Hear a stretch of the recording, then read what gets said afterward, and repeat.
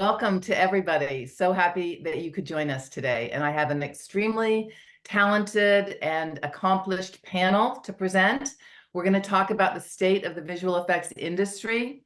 And we hope that what we have to say is of interest to you all. I'm going to get started by asking everyone to introduce themselves so that you know who you're speaking to and why I invited them to be on this panel. I am the moderator. And my name is Rose Duignan. I got my start in this business by working on Star Wars, the real one, the first one. And from there, I went on for about 20 years at Industrial Light and Magic. And once I had a family, I turned it toward marketing. So I have done a lot of marketing. I worked at Tippett Studio. I worked at Rhythm and Hues. I was the executive producer of a TV series called Bump in the Night, which was 24, I think, stop motion stages. I got an MBA late in life, and I became an executive producer at and director of marketing at Kerner Optical, the spinoff from ILM, because I love practical effects and I love blowing shit up. So that's me. Let me and just in closing, let me say that my current role is very much with the Visual Effects Society. I hope you heard of it. And I am looking for the next generation of workforce. So that's me. Janet, would you like to introduce yourself? Janet Muswell Hamilton. Sure. Janet Muswell. I'm the Senior Vice President of Visual Effects for HBO. Before that, I was the Global Director of Visual Effects for Netflix. I got my start. I did not study film or visual effects, not that it existed back then. I actually studied classical music. And I was what's now called a compositor in the UK. So I was actually an editor, compositor, worked on music videos back a long, long time ago. Moved to the States to continue being a compositor and then switched to visual effects supervising.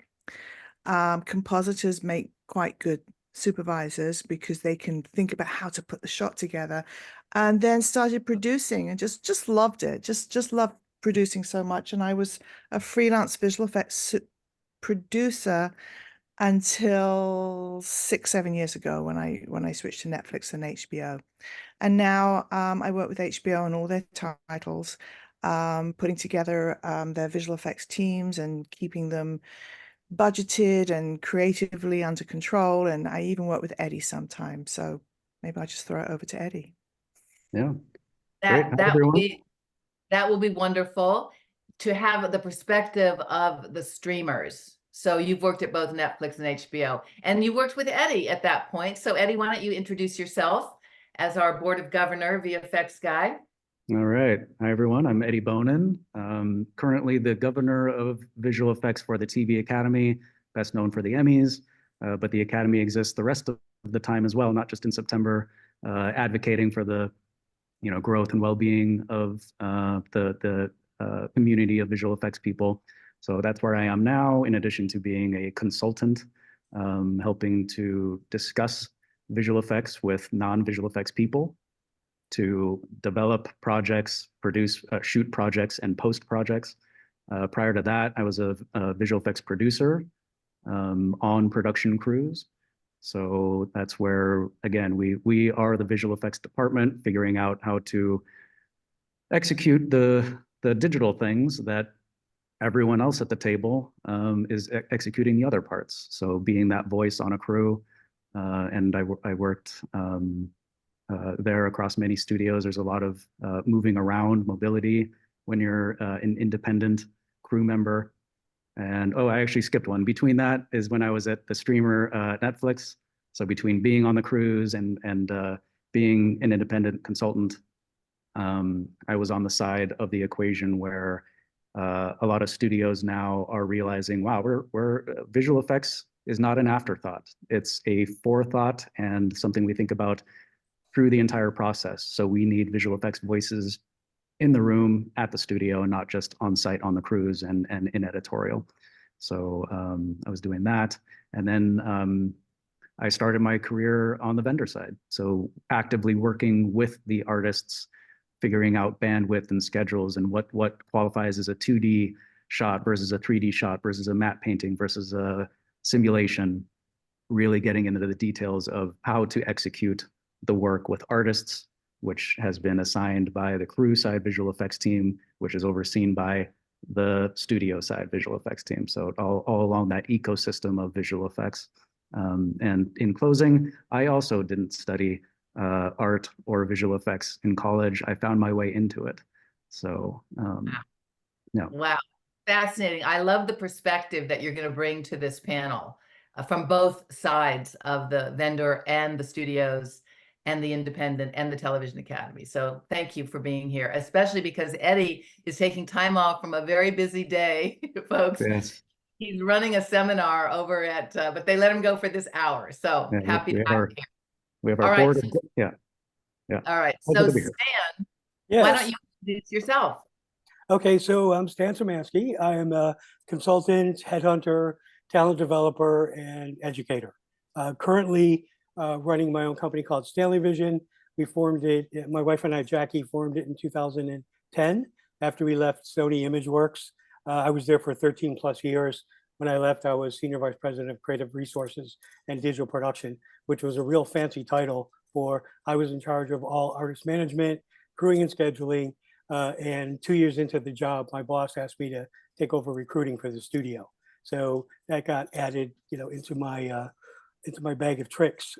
I have a pretty unusual career path, I guess. I'm from the East Coast, from Buffalo, New York.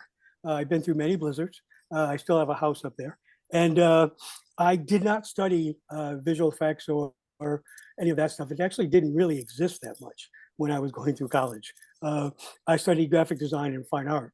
And I was about 2 years out of college, and a couple of things happened. I went to see the film Tron at a drive-in. And then right after that, my college brought in some speakers from the New York Institute of Technology, and they did 2 days of discussion on the kind of work that they were doing up there. And it was like the light bulb went off, and I'm like, okay, I've got to be in this business. So I started in Buffalo, and I worked as a assistant marketer for a software development company that was doing software for both medical and graphic design. And then I went from that to being a digital artist. I did that for about 4.5 years or so, until I realized that the artists that I was talking to were much better than I was. So I decided I'd rather manage them than compete with them. So I moved from there to Pittsburgh, and I started producing, also doing business development for a small post house. And after 4+ years of there, moved to Los Angeles, where I started as a visual effects producer in commercials at Editel, which doesn't exist anymore. And then went from there into film through Metrolite. And then from Metrolite, worked for Brett Leonard on Virtuosity. And then from Virtuosity, it sort of brought me into Independence Day at POP. And after Independence Day turned out to be a really big hit, I personally thought the script was terrible when I read it, but I liked the people that I'd be working with. And I was in the right place at the right time. And I got a call from the executive producer at ImageWorks, who had also hired me to work at Editel. So they brought me in as vice president of digital production in '96. And this was just during the ILM invasion. So I was working with people like Lincoln Hu, Debbie Denice, Ken Ralston, and a bunch of really talented senior artists.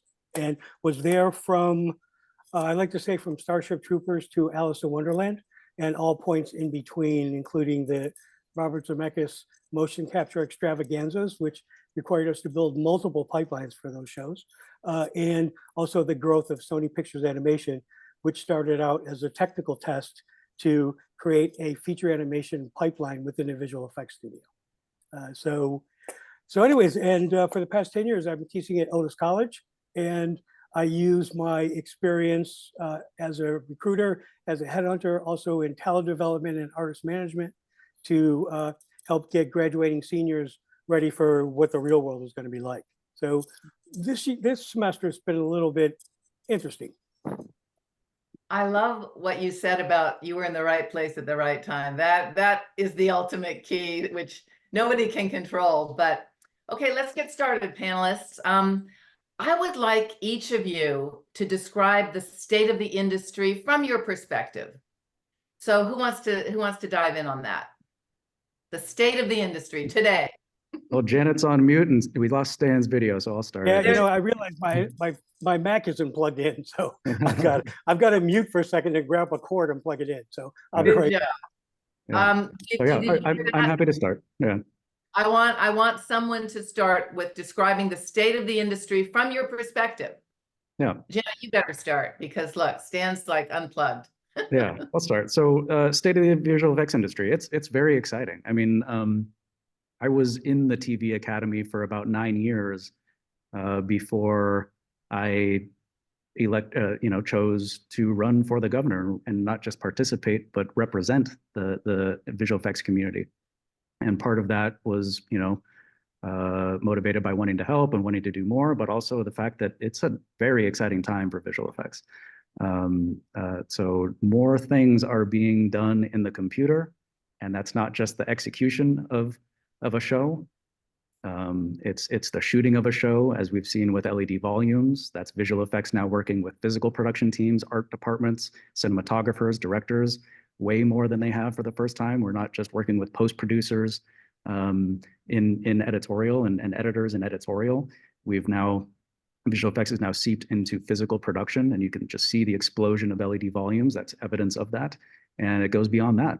Visual effects is basically working in the computer, working visually in a visual medium of television and film, getting into the planning phases of how is a physical production shoot that may not even use many visual effects in post-production.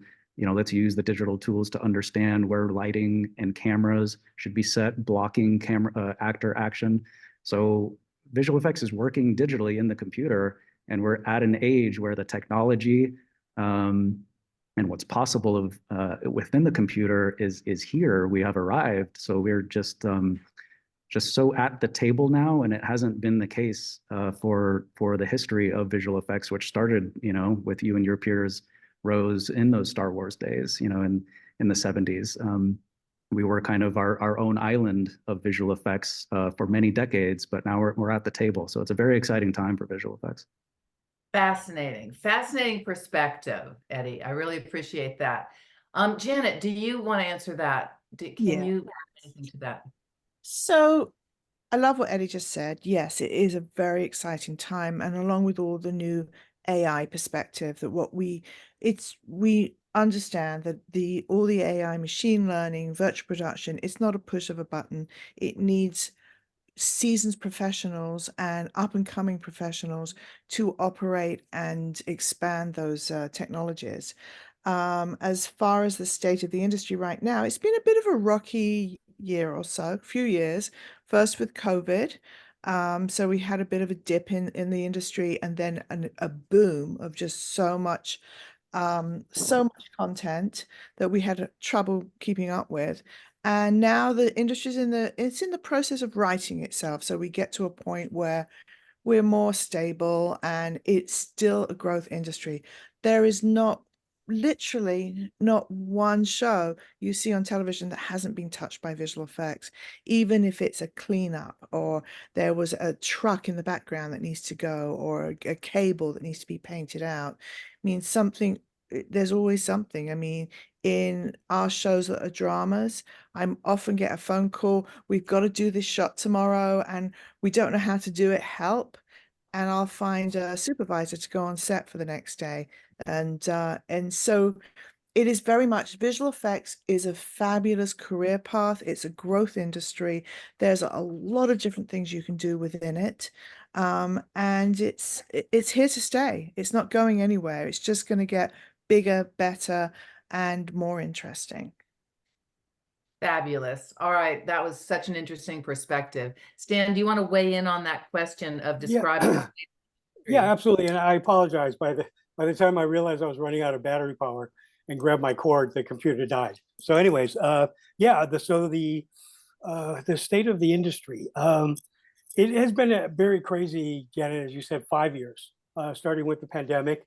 I was actually working with Sony PlayStation and helping them find people to manage a studio in Kuala Lumpur, right around the beginning of the pandemic, coming over to Europe and the US. So I was interviewing people in Southeast Asia in January of 2019 and finding out how serious this really was. All esports have been decimated, and there were a lot of people that wasn't sure what was going to go on. So then we worked on a project with Sony Pictures for all during the pandemic, and then when the pandemic started to ease off, then we moved into the mode where there weren't enough people in the world to do all the visual effects that was being called for. And we were then recruiting, we were working, 7 days a week, 12, 14, 15-hour days, and talking to people, all around the globe. And I started to notice that a couple trends were starting to happen.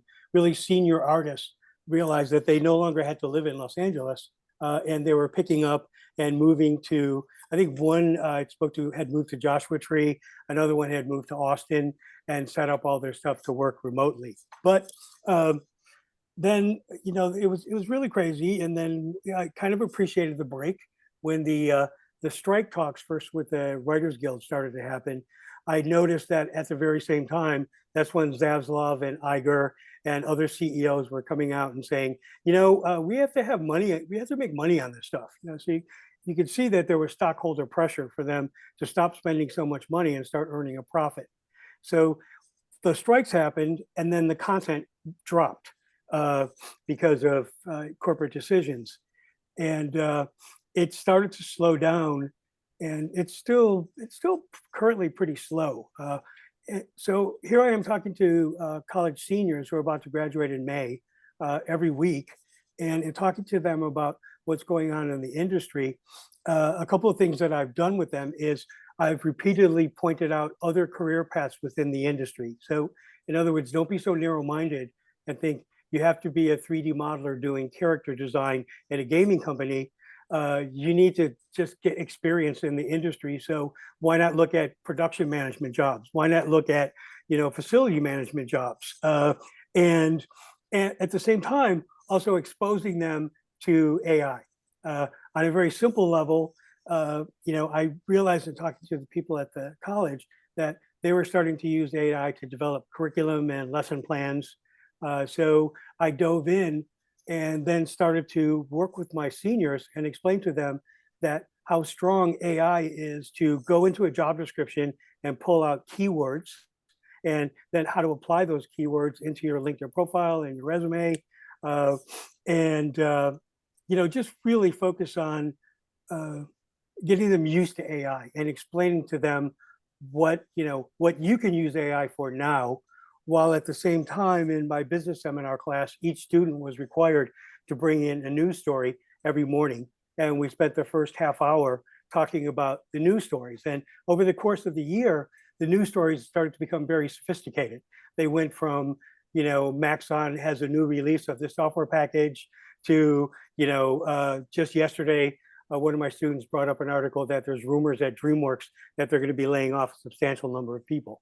And people talking about games. And one of the articles was about Warner Brothers and comparing the launch of Hogwarts Legacy and Suicide Squad. So, they're becoming aware of this. And my repeated message to them is AI is not going anywhere. We don't know exactly how it's going to plug in.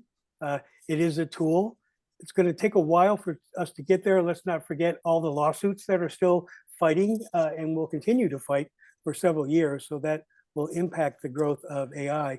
But my bottom line message is, wouldn't you rather learn this software, know how to use it, find out who's using it, what it's being used for, and how you could potentially find a possible career path within that industry, than being somebody sitting in the background going, they're killing us, they're taking our jobs, evil AI, that kind of stuff. So sorry, that was a long answer to a short question. Stan, I appreciate that. And I'm actually going to follow up on the AI machine learning, artificial intelligence / machine learning, because what are your expectations, the rest of you, since Stan already kind of dealt with this, what are your expectations of how this AI and machine learning will influence our industry? Eddie or Janet, can you attack that? Yeah, I can start with, or do you want to go first, Janet? Okay, yeah. So I mean, it's like Stan said, it's not going away. It's a new tool. With anything new, there's going to be a learning curve, and fear about it. There's a lot of very different opinions about AI. It's so big and expansive. So the way I see it, and a lot of my peers see it, is it's a new tool that visual effects people and a lot of other people will be able to use, as a tool with them in the driver's seat. So yeah, I see it as an opportunity to automate the things that are more straightforward and less glamorous. We get into an artistic industry not to just roto something or do something very redundant.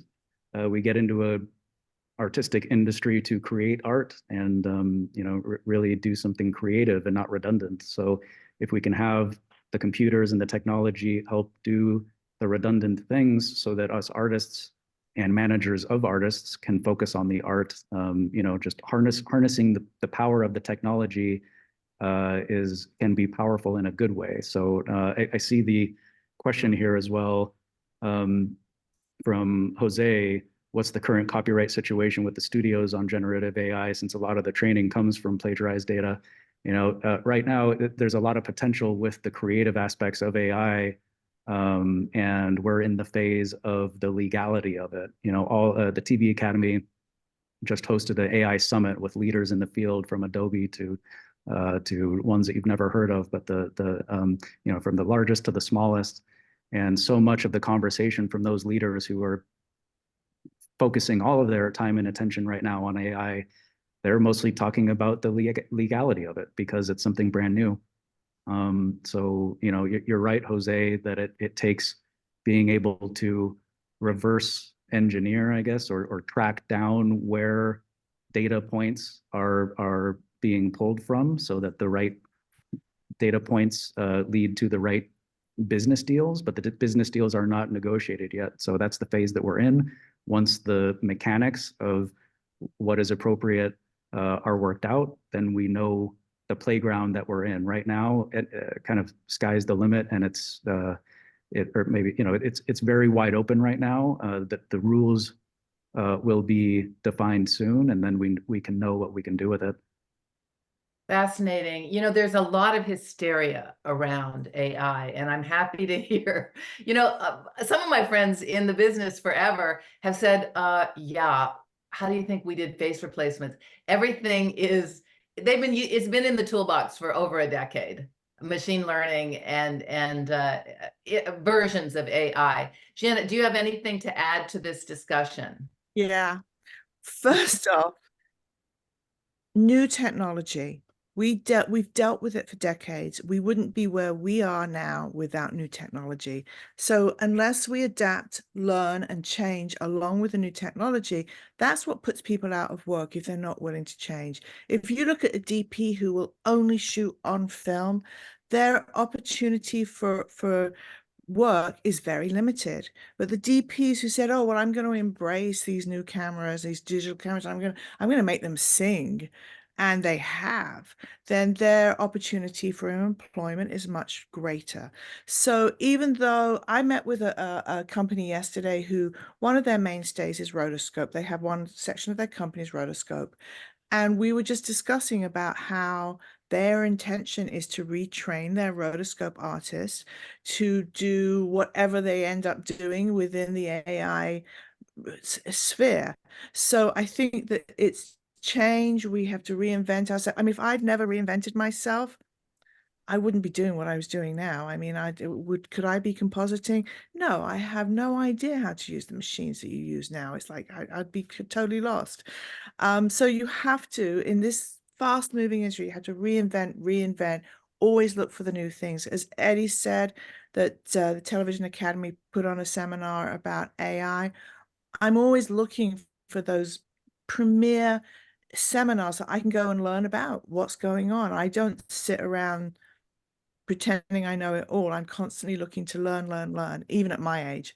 And as far as the copyright thing goes, yeah, it's really tricky.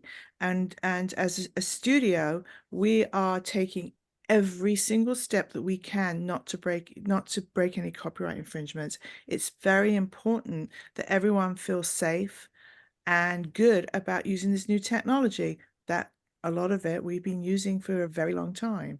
So I'll pass that back to you, Rose. Yeah. Well, can I also say, AI, it's taking data inputs and creating an algorithm to run a process. To your point, Janet, that's what does a simulation artist do? Yeah. They do just that. Copy and paste what I just said. They take Yeah, input. you're not gonna replace a map painter by Adobe's AI thingy-majig, because believe me, I went onto the Adobe beta site, and my map paintings were no better than the way they were before, honestly. So you still need someone with that creative eye. It's like actors. We're not going to do digital actors. We still need someone who can impart that emotion to us. It's in the eye. It's in the expression. We're not going to be replacing that. That's not what it's for. It's to move the technology along like anything else we've done in the past. Yeah, it's a new tool in the toolbox. Mhm. And I see an anonymous person posted another question. What is Maya, the industry standard 3D program used in VFX? And if not, what's most widely used? So I would say, yeah, the primary package so there's 2D artists, 3D artists, map painters, simulation artists.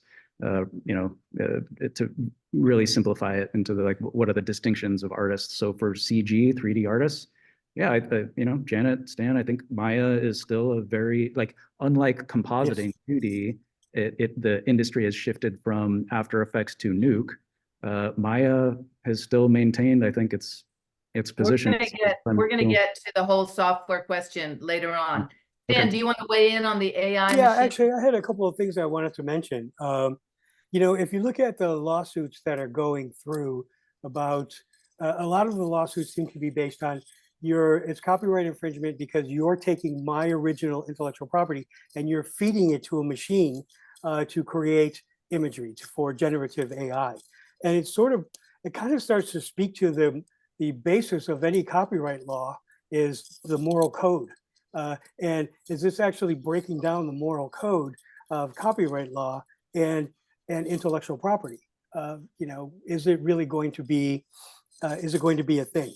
The other thing I wanted to mention, I spoke to producer executive earlier in the week, and we were just, I've been having a lot of calls lately about what do you know? What have you heard?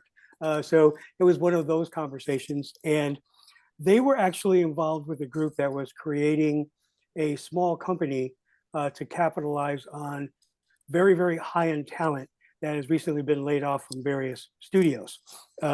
And they were discussing their use of AI to create IP. They had a property that was, they had the rights to. They then went in and spent an afternoon plugging in all this information to get story ideas. And this individual told me that they were able to come up with multiple story ideas in an afternoon, which they could then hand over to the directors for them to develop. So I thought those were pretty interesting. The question about the fundamental moral code of intellectual property is a very interesting one. Dan, with that example is an interesting example because you have to understand how AI generates that. It is machine learning. It can only generate what it has learned. So it has read, like ChatGPT has read every single script that's ever been written. So when it spits out, they say, oh, give me a script about two buddies who go into a bar and meet this cowboy. It's going to just take those ideas from ideas that have been before, because Right. it's generating ideas from previous ideas. Whereas I think what everybody really looks for is the original ideas. I'm not saying you can't get great ideas from AI, but it's sort of not. Sure. Not And really their point of view is actually it's a starting point, which is a point that, when I'm talking to my students and I bring up, I actually prefer Perplexity AI. I think it's a much stronger tool that also gives you references, and you could just bounce around and get all kind of research very quickly. But I explain to them constantly that, okay, so here's how you would pull keywords out of a job description. Okay, here's how you would use these keywords to then have Perplexity create a cover letter for you to apply for a job. However, don't ever copy this verbatim and put it in, because the language is a dead giveaway. And every recruiter is going to look at your stuff and it says fabulous, wonderful, and it's 17 paragraphs, they're going to know. But it's better than staring at a blank page and trying to figure out what to write. It'll just get you started. You have to use your creative ability to understand what to use and what not to use. So yeah, I'm totally agreeing with you. And I think that the question about copyright, a lot of the cases are you're violating my copyright to feed into AI to give it another source of information. And that's where they're claiming copyright infringement is coming in. All right, I'm not the expert on it. I just pass along what I hear from talking to other people. let's pivot, because I want to talk about the future of the industry, the growth of the industry. This year, for the first time, we had a VFX World Appreciation Day. I don't remember when it was, about a month ago, and it was on George Méliès's birthday. And a lot of companies jumped on board. Visual Effects Society jumped on board. And in that, I learned that we now, just the visual effects industry is a $10 billion industry. And that the projections are for it to grow to 15 billion. Now, let's not get hung up on the numbers, but do you agree that it's going to grow, and how will it grow? Anybody want to dive in on that?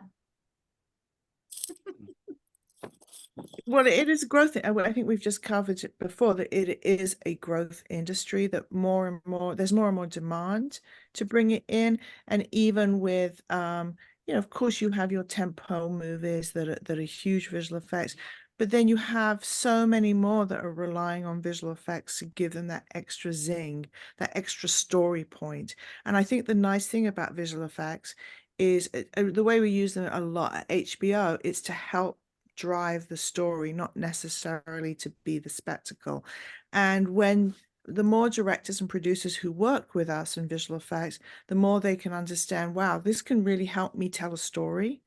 And I think that is the exciting thing about The Expanse, is our ability to help bring stories to people. So that's what I'm excited about. Yeah. So you do see it as expanding.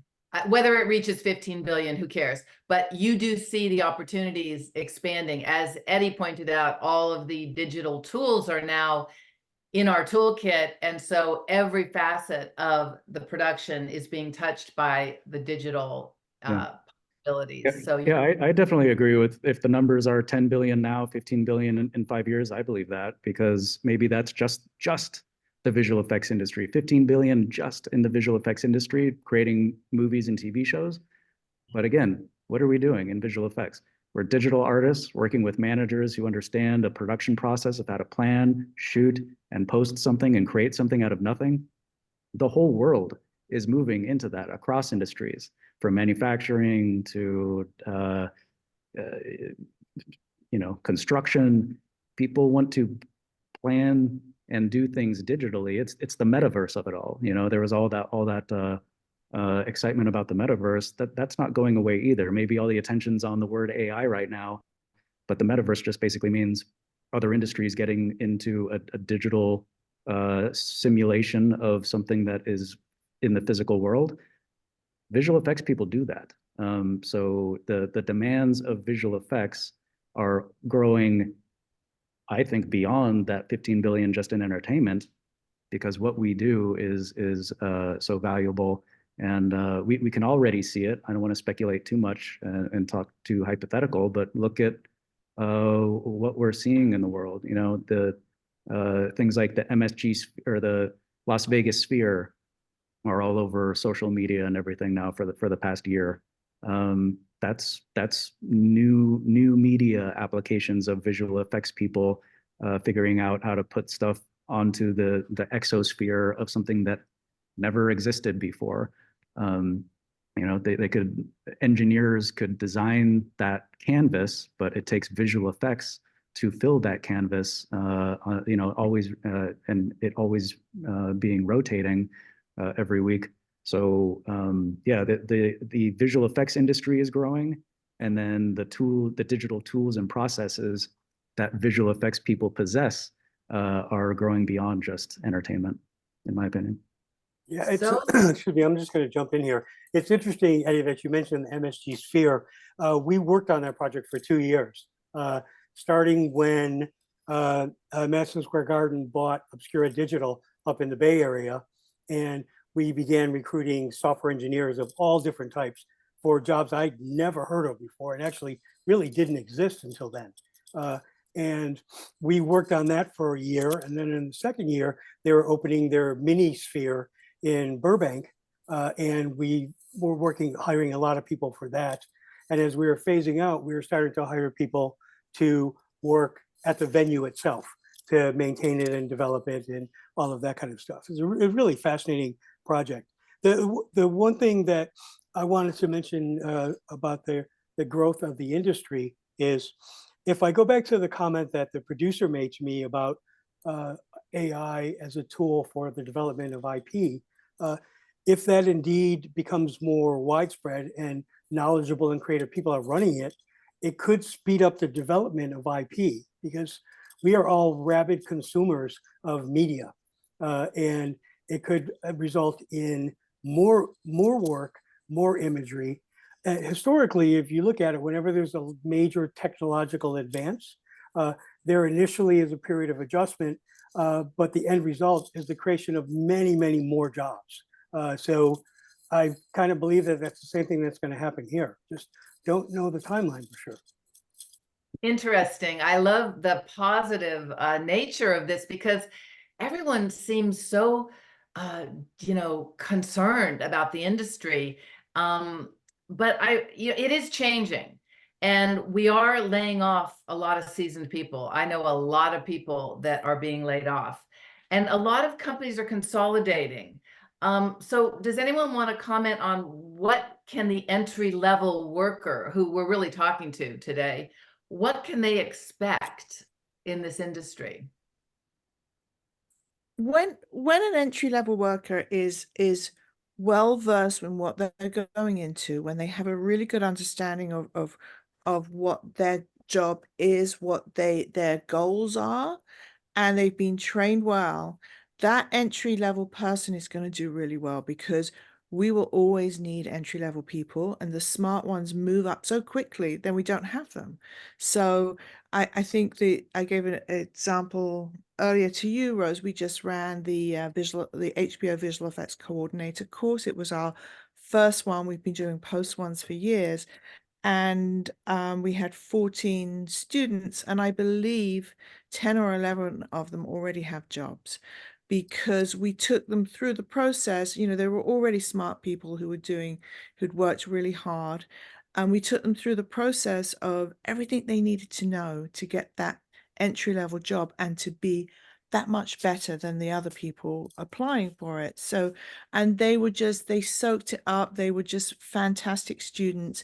And we ran a little graduation event for them, and it was like people just like saying, as soon as we get this job, we want you to come work for us. And it was just, that's what we need. We need those smart people going into our industry and then moving up through the ranks, and so we can have more entry-level people. But getting those super smart entry-level people has always been difficult. And I think with what you're doing, Rose, what we're trying to do on a very small scale over here, we can, ultimately find people who want to come into the industry, who understand that it's a viable and good place to be. It's a good career to have. Yeah. And I'm looking Yeah. forward to Stan's answer as well, but I'll wedge in here, because that's what Stan does, right? Yeah. So let's save you for last. I want to answer this question by giving my path through, like what I mentioned in the intro, because I think the theme that can be taken away from it was, I ended up in a step along the way that I may not have even known when I said yes to do the thing that I said yes to do. But by saying yes, I got into something that now provided me the exposure to what was now going to be the next step.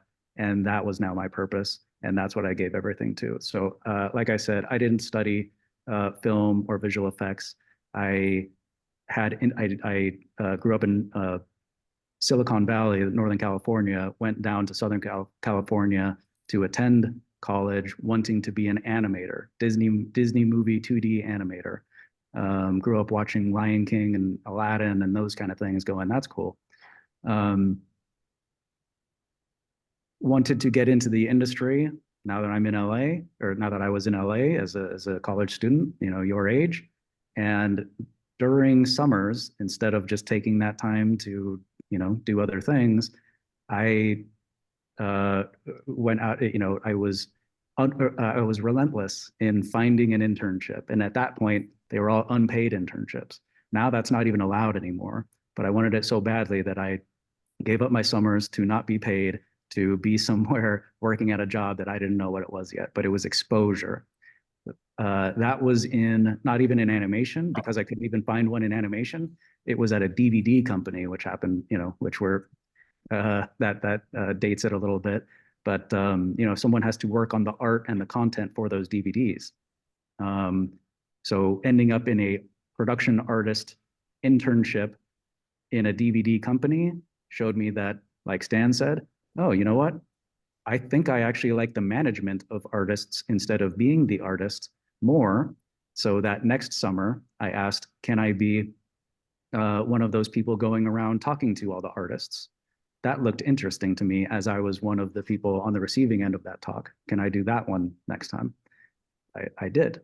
And now getting into the management of artists, that led to the exposure of being able to craft a behind the scenes. So I'm going to speed this up a little bit, but basically that exposed me to the world of visual effects now, which before it was animation, then it was into DVDs. Doing a DVD behind the scenes of this is how visual effects works. That exposed me to the fact that I want to be in visual effects. And then, you know, completely flipped careers, redefined myself, like Janet said, and got into visual effects again in a very early. I was a junior coordinator, and then rising.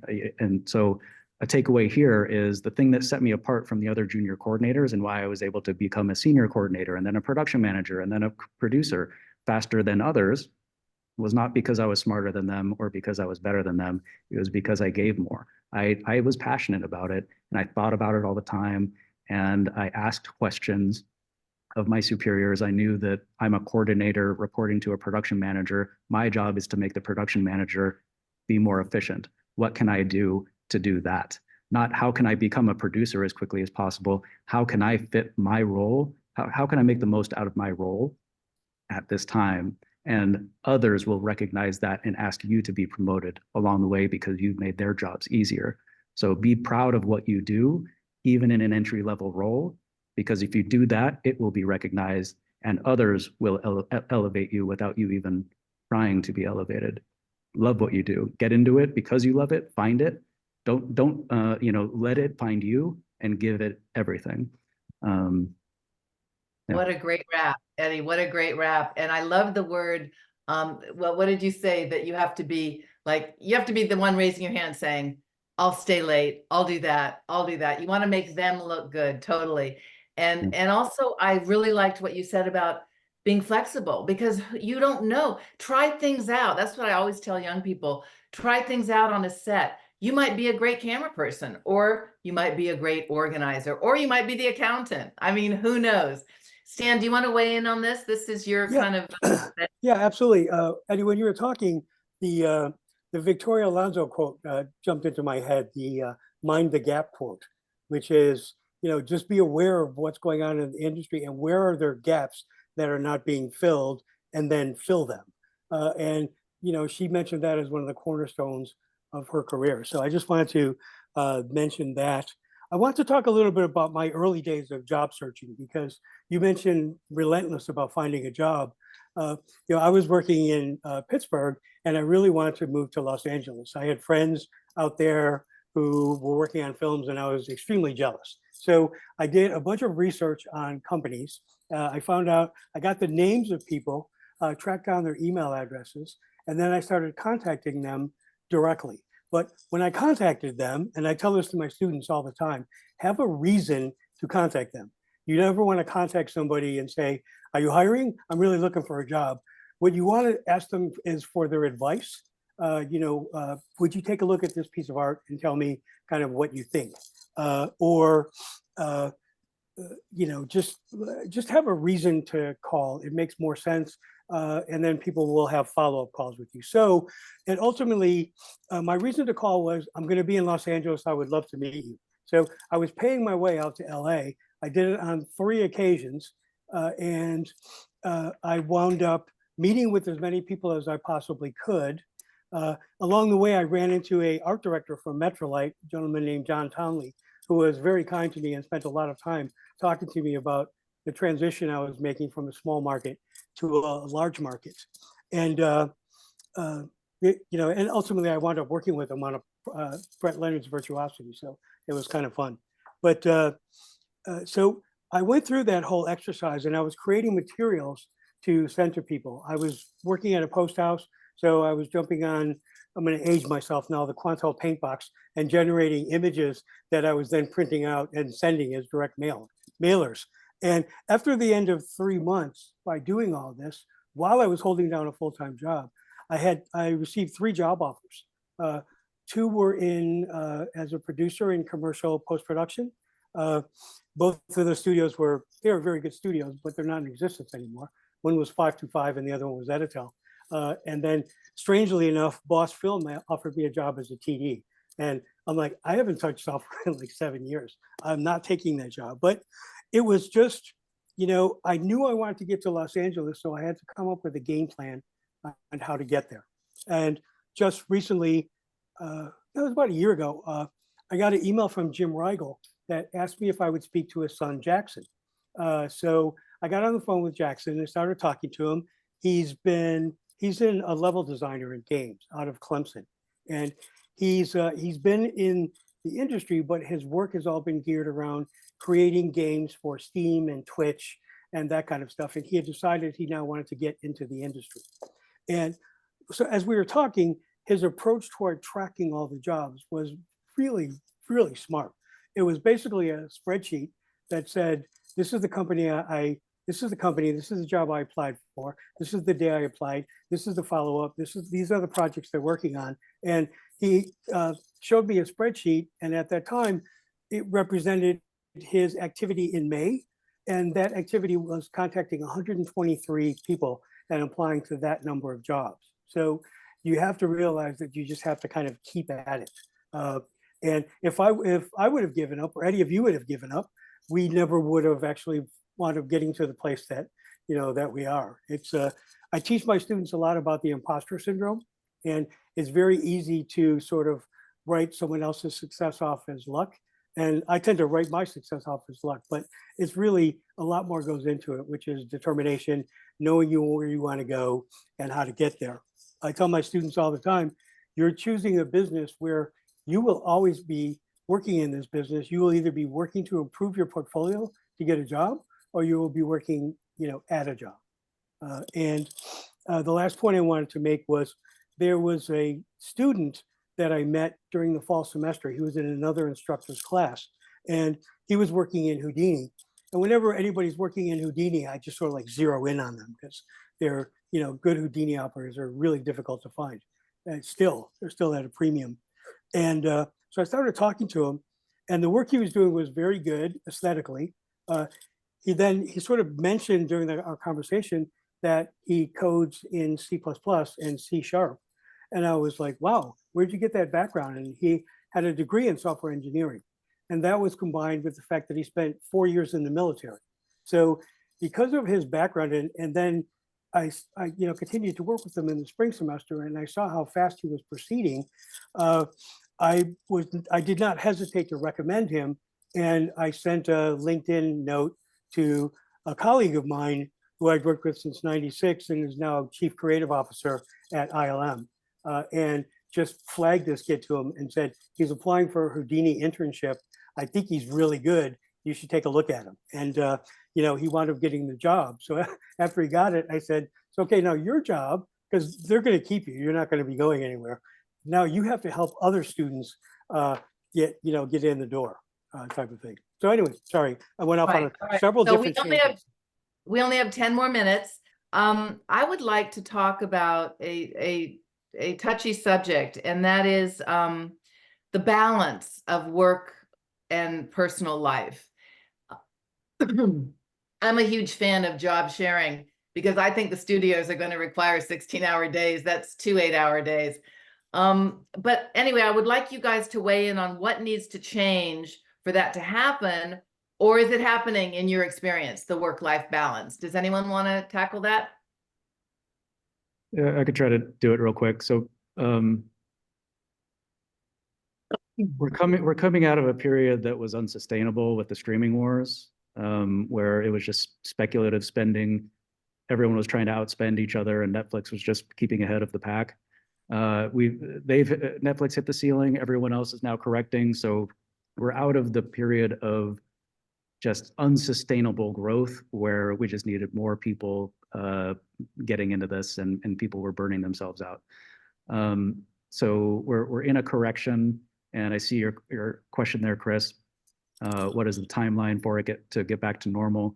The production slates are basically determined again. They may not know exactly which projects are in what slots, but numbers of slots are kind of back into a more moderate growth, but still growth trajectory, not exponential, unsustainable growth.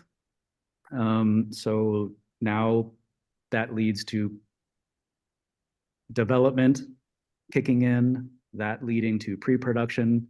That has started. Pre-production is getting more shows into shooting, and shooting shows leads to post-production and visual effects.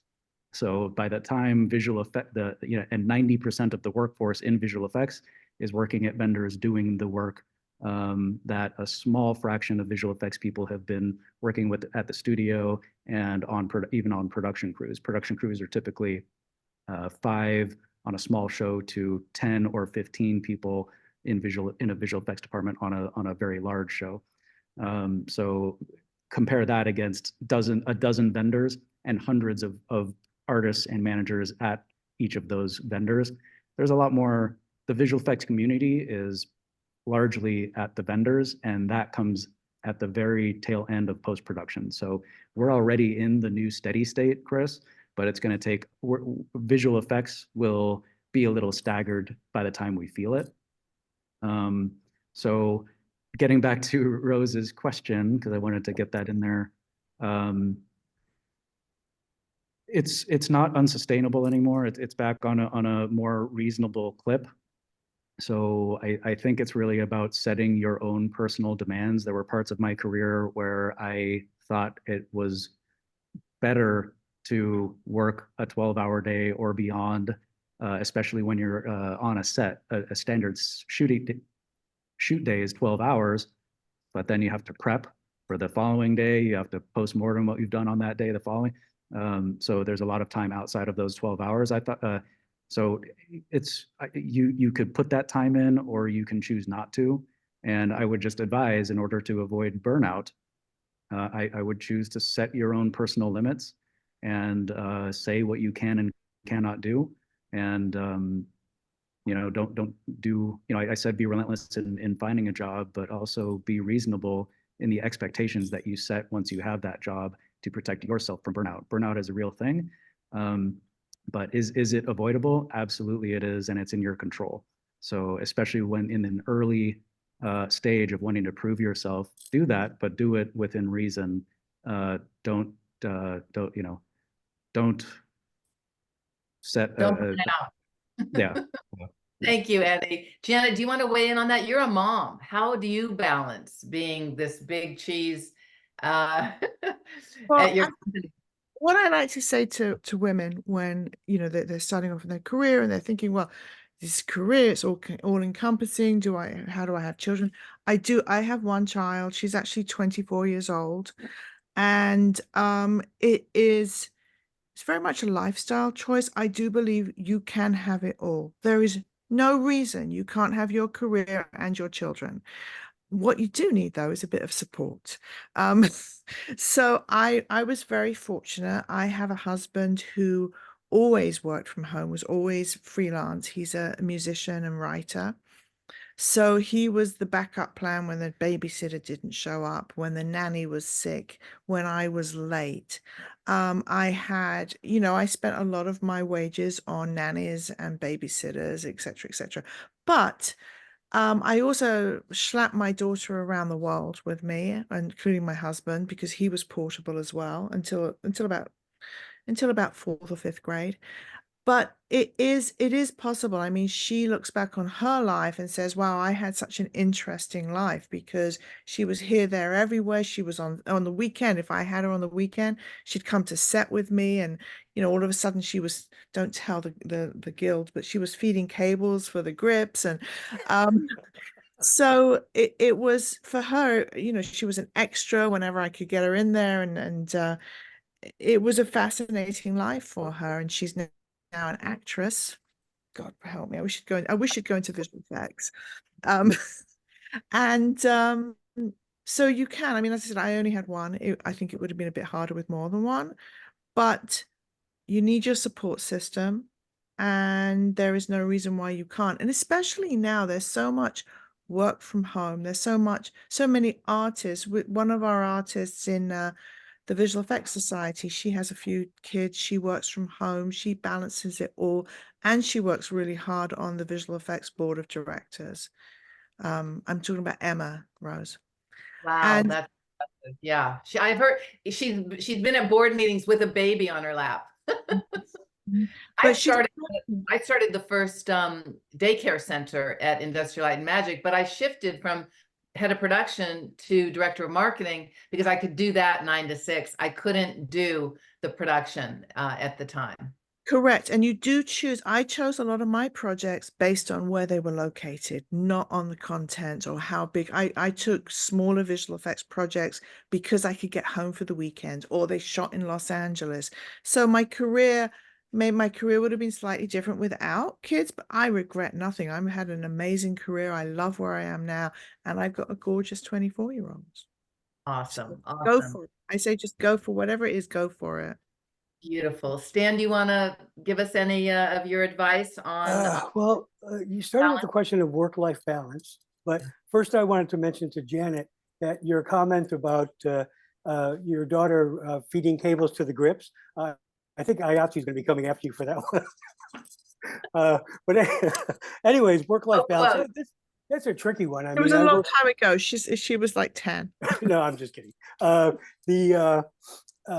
had a couple of interesting questions, so I think I'll answer them offline. But when I started at ImageWorks, the question of work-life balance didn't really come into play because everybody was hungry to work on the projects. The Debbie Denice and Ken Ralston brought in the Robert Zemeckis projects, and everybody wanted to be on those shows. So the digital domain pirate flag mentality held sway for a number of years, where people would sleep under their desk and go, and then go back to work. And I noticed that as artists matured, that they then started to pick projects because they know there wasn't going to be a lot of overtime on that project because they had spouses, and then they had mortgages, and then they had children. So it was interesting them as their career, as they went along in their career, their thoughts just began to change on, no, I really don't want to spend my whole day glued to a keyboard.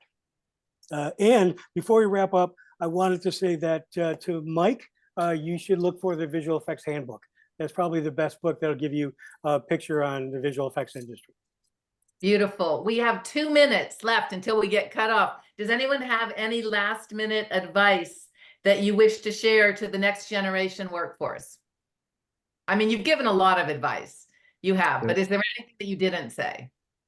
Yeah, I think we've done the broad strokes. So maybe are there questions that that rise to the top?